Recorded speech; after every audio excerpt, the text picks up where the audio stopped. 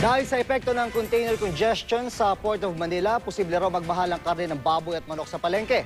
Apektado na rin ang produksyon ng ilang negosyo, pati sweldo ng ilang empleyado. Saksi si JP Soriano. Unti-unti na raw nababawasan ang nakatambak na shipping container sa Port of Manila, sabi ng DTI. Kaya sa susunod na linggo, magsisimula na rin ang unti-unting pagbabalik sa normalang presyo ng mga produktong natenga roon.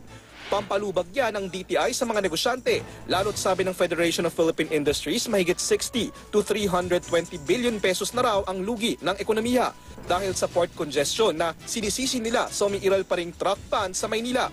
Dahil mala domino effect raw ang resulta ng port congestion, dasal ngayon ng mga apektadong negosyante makahanap sa lalong madaling panahon ng gobyerno ng solusyon na babalanse sa problema ng trapiko nang hindi maapektuhan ang maraming Pilipino. Dahil habang di pa direktang nararamdaman ng pagluwag ng operasyon sa Port of Manila, lalago pa raw ang lugi ng mga natenga ring kumpanya. Gaya sa negosyong ito sa Parañaque City na nag-aangkat at nagbebenta ng security at safety seals para sa mga metro ng kuryente, tubig, LPG at iba pa.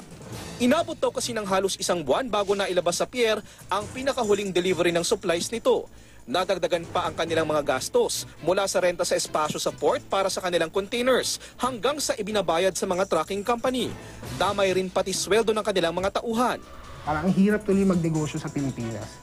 Yun yung nakaka-demoralize doon. There are some who are thinking of not continuing the business anymore kasi it's not viable eh.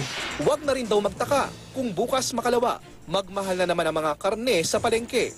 Baka maipasa raw kasi sa mga consumer ang pagtaas ng presyo ng feeds o pakain sa mga baboy at manok. Ang kumpanyang ito na nag-i-import ng mga sangkap sa pakain, paubos na ang buffer stock ng idinideliver na sangkap sa mga gumagawa ng pakain. At ang in-order nitong sangkap, aabutin pa raw ng 1 linggo bago mailabas sa pier. Whatever prices we pass on to our customers has a direct impact on meat prices kasi it affects the cost to produce it. Ako si JP Soriano, ang inyong saksi.